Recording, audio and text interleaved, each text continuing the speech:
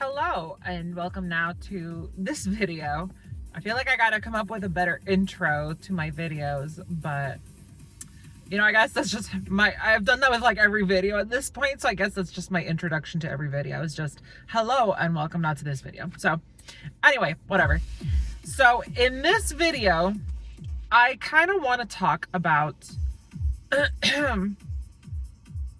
spiritual awakening and what the hell that's all about, right?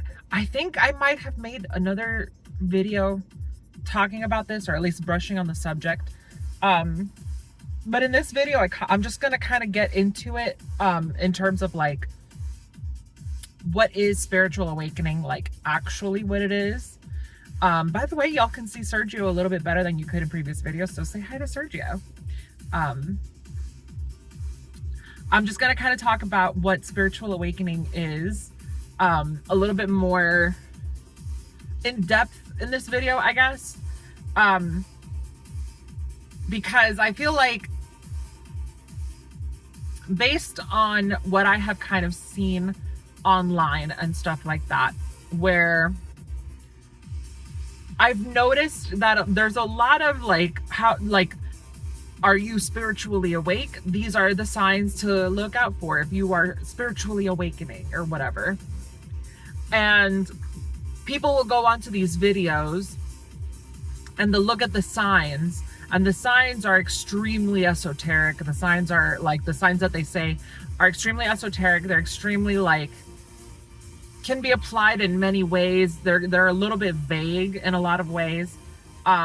And I feel like a lot of these videos are not very precise and concise with the way they explain what it means to be spiritually awakened or awakening.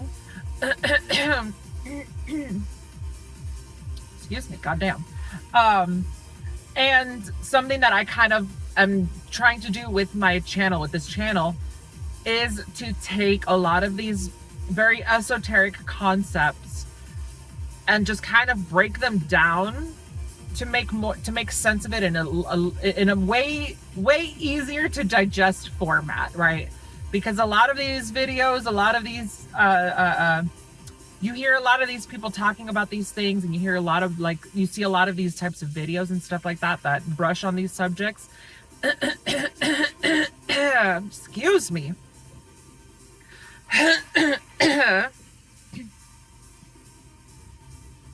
Okay, I think we're good. I don't know what something was in my throat. Anyway, you look at a lot of these videos and a lot of these people talking about a lot of these esoteric concepts and stuff like that, and a lot of the time they describe things in such a way that there's a lot of room for interpretation here, right? And granted, spiritual awakening and spirituality in and of itself is not an objective thing necessarily. It is very subjective. But what these videos do, and what this information that exists, a lot of it online, what it kind of does is that it creates more confusion in people than it does anything else. And so kind of what I want to do with my channel is take a lot of these esoteric concepts and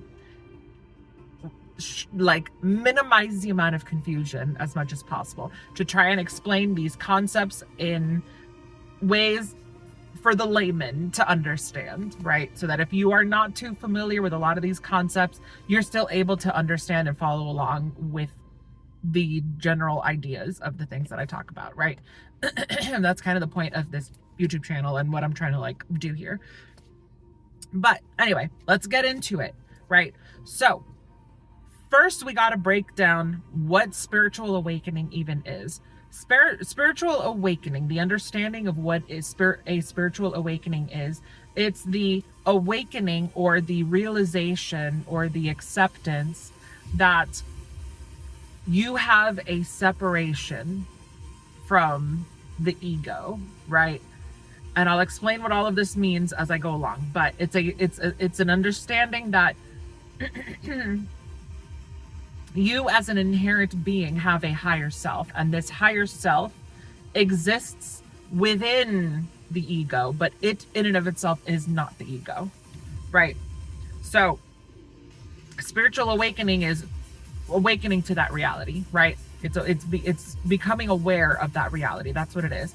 And despite what most people seem to think, spiritual awakening is not, I realized this about myself. I realized that I am not the ego. I awakened and that's it. I am now spiritually awakened and that's all there is to it. Spiritual awakening is a lifelong process. It's not something that's just a one and done, right? A lot of people have this idea that it is a one and done kind of thing, that you go through ego death, and once you've done ego death, then you're spiritually awakened and now you're good to go. Not quite. It is a lifelong process. Think of it in terms of like trauma, right? You can work through trauma. You can get to a point where the trauma is not affecting you as deeply as it once did, but you're going to be dealing with it for the rest of your life, and you kind of have to keep on putting it in check, basically. You can think of it like trauma. You can think of it like grief. Grief is in a very similar capacity. Yes, when a loved one dies, in the immediate aftermath of that death, you're going to be grieving. You're going to be really feeling those emotions. But over time, it gets easier. But it gets easier in the sense of like, it doesn't affect you as profoundly as it once did. You kind of start accepting the new reality that exists. But it's never easy. It's never like, well, I'm over it and I never have to think about it ever again. No, like it'll come in waves. It'll hit you. It'll be like, wow, I really miss them. Like, you know what I mean? It's a lifelong thing. You're going to be dealing with that for the rest of your life. This is in the same capacity that spiritual awakening kind of exists in, right? It's a lifelong process. The reason they call it spiritual awakening is because you do go from a completely, not even like subconscious, but unconscious place to a more conscious place, right? And that is the awakening process, because you become aware of who you actually are, right?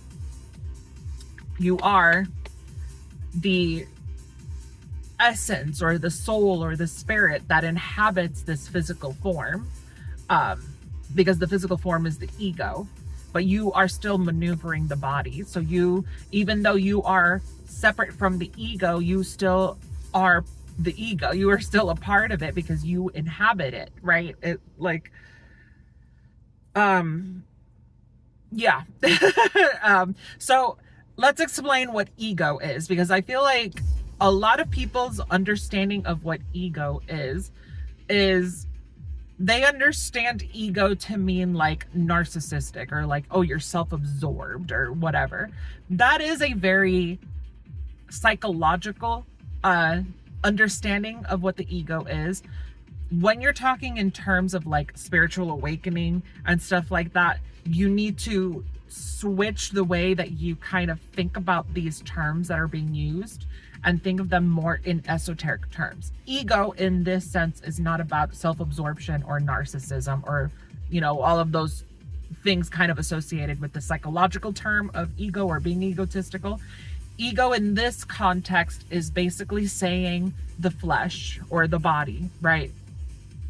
When you operate from ego, you are operating from the flesh. You are operating from the body.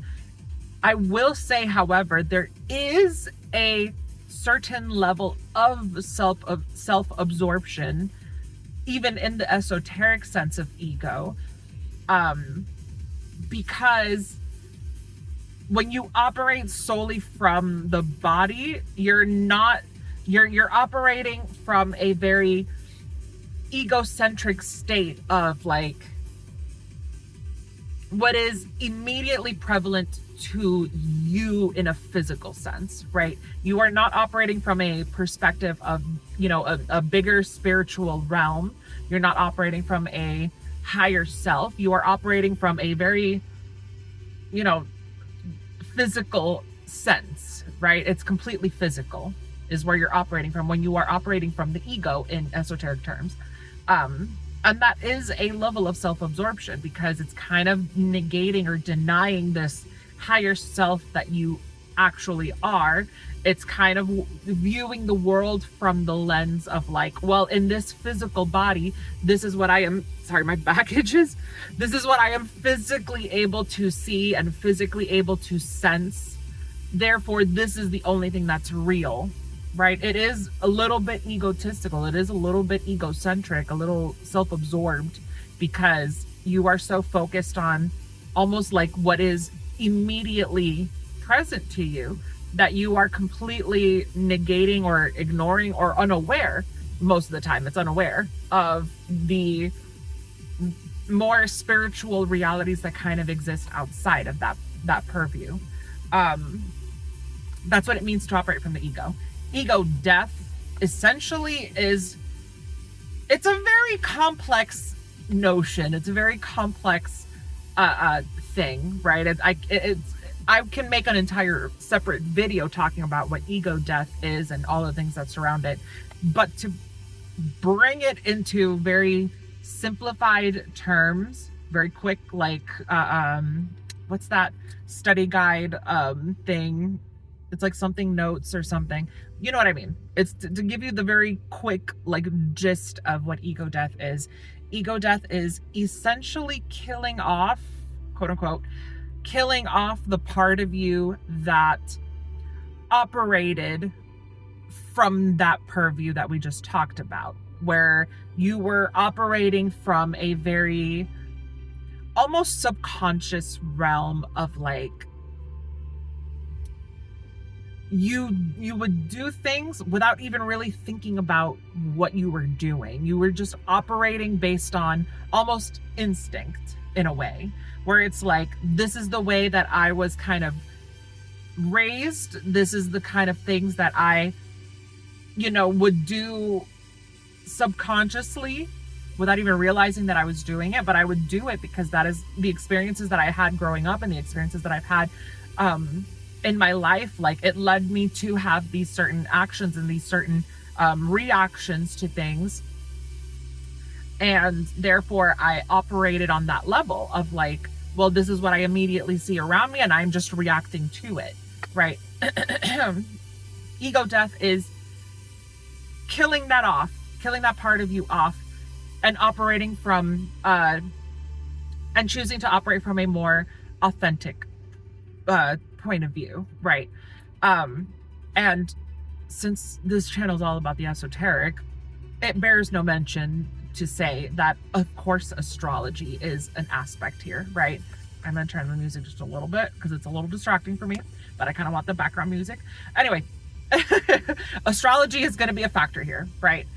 So if you want to find out what your actual authentic purpose, your actual authentic path that you should be taking in life is, you want to look at your astrological chart. And I'm going to say, don't just look at the tropical chart, because a lot of people look at tropical and the Placidius house system and then they just call it a day, right? You got to take in multiple perspectives. This is esoteric information, right? I feel like a problem that a lot of people have going into the esoteric world of things is that they try to bring this objective point of view to the esoteric world, which is not an objective thing. It's a very subjective thing. And what I mean by this, what I mean to say is, because we live in a very egocentric world that operates, like I mentioned, in that egocentric manner of like what we hear, what we see, what we taste, all of the things that we can physically sense with our physical bodies is what's real and objective, and we don't even think about anything else. There's a lot of linearness that exists and permeates all of the structures and systems that we have in our lives. This is not just true for the United States. This is true for the whole world, right? I mean, there are going to be certain countries that are way more esoteric than others, of course. But as a whole, a lot of people in this world operate from that very objective, physical reality, linearness kind of way of thinking. So when they enter the world of the esoteric for the first time, they're operating still from that perspective of linearness, of objectivity. So they try to like, this is the reason why so many people will go into like, try to learn about astrology and be like, well, that placement says this thing, but that doesn't make sense to me. Like that, I don't find that that's true. Like I don't resonate with my ascendant. I'm a Leo ascendant, and I don't really resonate with my Leo ascendant. That doesn't make sense, because when I think about who I am, it doesn't really make sense to that. That's because you're looking at it objectively. You have to look at it esoterically. What does that mean? You have to expand the mind when it comes to esoteric matters, not manners, matters, right? You have to expand the mind. And what that means is you have to stop thinking objectively and you have to start thinking subjectively. You have to stop thinking linearly, black and white, and start thinking laterally and more nuanced, right? And this is the reason why it's so difficult for people to get into all of this kind of thing.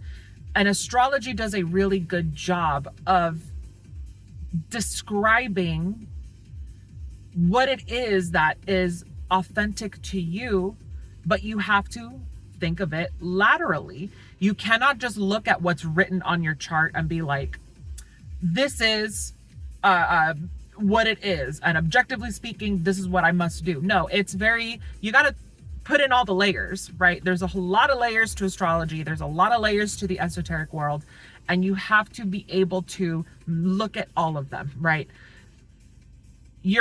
Most people are kind of going from this, smaller picture, more everything has its place, everything has its box way of thinking, because that's objectivity.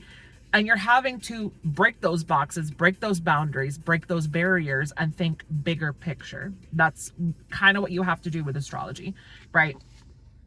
So if you want to find what your authentic purpose in life is, one of the ways that you can do so is turning to astrology. But like I said, don't just stick to one format. Most people look at their Placidius tropical placement because that is the default of what most websites are going to show you when you look up your astrological chart, your natal chart. But you got to experiment. You got to learn all of the different things. You got to look at the bigger picture of your life and how things manifest. You have to look at different charts. If you really don't feel like going down that rabbit hole of self-exploration, that's totally fine. Not everybody is up for that, but that's why it's so important to turn to people who are gonna do that research and are gonna learn these bigger concepts. Like I mentioned at the top of this video, it's kind of the reason why I do the videos that I do, is because I am that type of person who's gonna want to look into all these things and learn all of these things and the bigger pictures of things.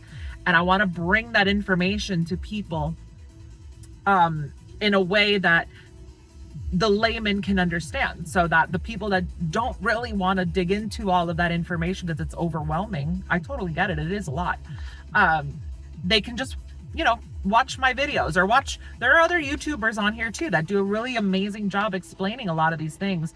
There's more seasoned astrologers that I watch to get my information from, because I really do believe they do an amazing job explaining these things. But they explain astrology in very broad terms, right? It's if you have this planet in this house in this sign, then these things could be true for you, right? It's not specific to you, but the whole point of it is subjectivity. So you're supposed to listen to those broad explanations of those placements and try and understand how it applies to your life, right?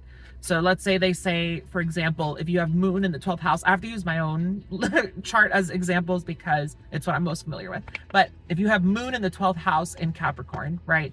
The broad generalization thing about it is moon in the 12th house means your emotions are hidden from you. And in Capricorn means that there's a level of overcoming your emotions, right? How that applies to me. A lot of the time, I don't know how I feel in the moment when something happens, unless it's an obvious thing. Like if somebody punches me in the face, I'm gonna know how I feel about that, right? That's not gonna be hidden from me. But let's say somebody says something that actually did hurt me, but in the moment I might not know that it hurt me, that what they said was actually kind of painful to me. In the moment, I might not recognize it, but later on when I have time to think about it, I'll recognize it. And then it feels like an emotion that I have to like process and overcome, right? That's just kind of one way that it manifests. These are very, you gotta figure out how it applies to you, right? But anyway, to get back to things so we don't trail too far off, to find your authentic path in life, you have to look towards the North Node in your astrological chart. But don't just look, like I said, don't just look at your Placidius tropical. You can experiment with other house systems like whole sign. I'm a big proponent of whole sign. I prefer it way more over Placidius because yes, Placidius can, you know, it does work. I mean, all charts kind of work, Placidius or whatever house systems, types of charts, they all work because they all work together to tell the whole story, the bigger story for you. But it depends on what you, how you want to categorize things, how you want to be able to like, the lens that you want to see it through, right? I don't want to confuse people here. So it's basically to say, it's like choosing, you know, what font you want to use for your phone, right? Like, let's say you have, well, I mean, Androids can change their font. I don't think iPhones can change their font, but whatever. Let's say you have an Android and you want to change the font that you see where you can read all the information. All of the information that you read online is going to be the same information, regardless of what font it is. It's just kind of dependent on what feels most comfortable for you, right? That's a very crude way of putting that, but you get the gist of it, right? Whatever house system you decide, whatever system in general you decide to read, whether it's Vedic, sidereal, tropical, you know, whatever, they're all going to kind of tell you the same story. They're not going to really trail too far off from each other because it's really dependent on the placement of the perspective on Earth. The stars and the planets in the sky when you were born, the minute you were born, are going to be the same no matter where you are on Earth. It's just that your perspective on Earth is going to change depending on your location, right? So if you are in Florida when you were born, the stars in the sky and everything, the planets in the sky are going to have their placements, right? But whether you are reading those placements from Florida or you are reading those placements from China, the planets aren't going to move. The stars are not going to move. The perspective is going to move. So it could look different, especially if it's that kind of drastic of a thing. If you're staying within the tropical chart, it's going to be the same really no matter where you go. Where you go, because it you know, it's from the same perspective. It's from the Western perspective. But if you switch to Vedic, which is more Eastern perspective, then that's going to shift things. For example, I am an Aquarius rising in tropical. In the tropical chart, I'm an Aquarius rising, and I resonate with that pretty well, or I resonate with that pretty heavily. But if I switch to Vedic, suddenly I'm a Capricorn rising, right? Because the Vedic chart is from India, so that is on the other side of the world from, you know, where I was born. But this is not to say that the Vedic chart doesn't resonate with me either. It very much does resonate with me. It's just in very different capacities because of how the Vedic chart differs from the tropical chart, right? But it all makes sense to who I am as a person. All of it is true for me. Whether I'm using Placidus house system in tropical or whole sign house system in tropical, it still resonates with me. In whole sign house systems in tropical, my moon is in the 12th house, and I resonate with that very heavily. More so than I do with Placidus, where my moon sits in the 11th house. But the 11th house is still very true for me because the way I recognize my emotions is talking with friends and communicating with people, and through community is a way that I can understand my emotions. So it does resonate, but the 12th house placement resonates way more with me. That's kind of the point that I'm trying to paint here. You got to look at all of the different ways of doing it and get a full understanding. But this is, like I said, it helps to have people online that know how to do this and consulting them and talking with them about it and being like, hey, these are my placements in tropical, these are my placements in whole sign, and then in Vedic I have this placement. Like, what does that all mean? Well, an astrologer, especially a seasoned one, is going to be able to help you with understanding that. But we diverted pretty heavily there, but I feel like that was very important to kind of clarify so that you can understand spiritual awakening. Spiritual awakening is living in that authenticity, right? It is seeking out that authenticity. And the way that you can find that authenticity is using astrology, or one of the means that you can use is astrology. Your North Node is going to kind of point you in that direction, whether it be Vedic or tropical or whole sign or Placidus or whatever it may be.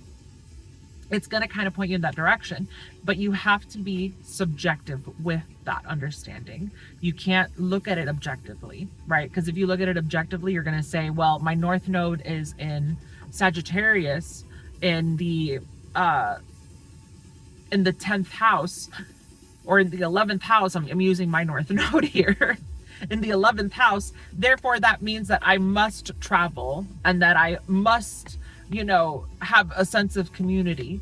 No, you can look at it in many different ways. You can do that. You can travel long distance because it's Sagittarius, and you can try and find a sense of community that way. And that's how you find your authenticity. Sure. But it can also look many different other ways, right? Sagittarius is not just long distance travel. It's also higher learning is involved with Sagittarius. So it could be you don't really travel that far physically, but you do travel very far mentally, and you travel very far spiritually, right? That is another way that it can manifest. It's all about keeping that open mind and thinking laterally when it comes to all of these esoteric concepts. So what does it mean, knowing all of this now, what does it mean to be spiritually awakened? It's really what it boils down to is always pursuing your authenticity. And part of that process, like I mentioned, is killing that ego self, understanding that you cannot operate from that perspective anymore. If you were a people pleaser, because that is how you developed, that's how your personality developed when you were younger and the experiences that you've had in life, ego death requires you to kill that off and be like, no, I'm not going to be a people pleaser anymore. I'm going to seek my own authenticity. I'm going to live more authentically in myself. And that means being able to stand up for myself if need be, right? That's part of the spiritual awakening process. And here's the caveat to all of this. This is why it's a lifelong journey. Those ways of being like a people pleaser, it exists in the subconscious. So subconsciously, you're going to want to do the people pleasing thing because it's what you learned to do, right? But the more that you catch yourself in the moment of, I'm people pleasing, I am people pleasing. The more you catch yourself on it, the easier it becomes to be more aware when it becomes easier to become aware of when you're doing it, right? So you'll catch yourself in the moment. You wouldn't even have given yourself a second to do the people pleasing because you would have caught yourself like, oh shit, no, I was about to do the people pleasing thing. Let me not do that, right? That is being spiritually awake, right? It's living in your authenticity. A lot of people live spiritually awake lives, but completely unconsciously. And what that means is they do these things, they catch themselves in these processes, they've trained themselves to, when they notice themselves being people pleasing, they catch themselves right away. But the reason why it exists in the unconscious is because they're not aware that this is their higher self and that it is a separate entity from the ego that they kind of unintentionally are killing off or have killed off by being more aware of their subconscious behaviors, right? All spiritual awakening really is understanding that there is mind, body, and soul, right? Religion kind of alludes to this and teaches this in the form of the Father, the Son, and the Holy Spirit, right? The Father would be the mind, the Son would be the body, and then the Holy Spirit would be soul, right? They all exist in one being. All of us, we all exist with these three things in one being, but there's three separate things, right? Because they're three separate concepts that exist in one person. The understanding is that you are your soul. You are what gives the body consciousness. That's your essence. That's who you are. Your body is simply a vehicle that you drive, right? So ego death is that separation, right? That's basically what ego death is. And a lot of people do this unconsciously, but you can also do it consciously. But even if you did it unconsciously, you can become conscious and aware of that separation, but you still already went through the process of spiritually awakening. You just didn't know you were spiritually awakening, right? That's because, you know, like I mentioned earlier, it's the objective thinking. It's the linear thinking. Well, when people do that, when they separate it without realizing it's a spiritual awakening and it's unconscious for them, the perspective that they have is, no, I'm putting in the work. I'm changing myself, right? It's still coming from a I perspective, me, egocentric perspective, even though they are in the process of killing the ego. It's still operating from a very linear perspective of like, well, this is objectively what's happening for me, instead of it coming from a perspective of, well, this is my higher self kind of operating and separating that ego. But yeah, anyway, this video is already long enough. Let me know what you guys think about all of this. This is, like I said, and I will always say, a lot of the videos that I talk about, a lot of these very esoteric concepts are very subjective. They always will be, because that is esotericness in a very general sense, and spirituality as well. It's very subjective. It's very intuitive. None of this stuff is like, you can't, like, you can write books on it, but you can't like be like, this is true and that's not true, and this is false actually, and this other thing is actually very true, and I don't know why people think it's not. That doesn't exist with this. There's no black and white. There is no right and wrong when it comes to this kind of thing. Whatever your intuition is kind of telling you is real, and you feel like it is real for you, and you feel like, esoterically speaking, this is a very real thing, then it's real, right? It's real for you, right? Even if it's not real for another person, it is real for you. And I guarantee you, you are not going to be the first or only person who feels that specific thing, right? So a lot of these matters are very subjective, right? It is up to interpretation. It's intuitive, right? This is why there are some people that are more attuned to these kind of things than others, because they have more developed intuition than other people. Some people are more spiritually inclined because they have a more strengthened intuition than other people. But every single person on earth has intuition. Every single person on earth has the capacity to strengthen intuition, just like every single person has the capacity to strengthen more objective reasoning and objective realities and stuff like that. Everything in life is a balance. Everything in life is a spectrum, and there is no right and wrong way to think, and no right and wrong way to exist and live life. So yeah, anyway, like I already said, that's this video. Let me know what you guys think in the comments below. I always invite more thoughts, more idea sharing and stuff like that, because I love to read other people's perspective on things, because it really opens my mind to be able to understand more things. Because it's, you know, that's kind of the beauty with all of this, is that somebody might have an intuitive idea, or they might see something from a certain perspective that you might not have realized, or you might not have even thought of, right? That's kind of the beauty of sharing ideas and concepts and stuff.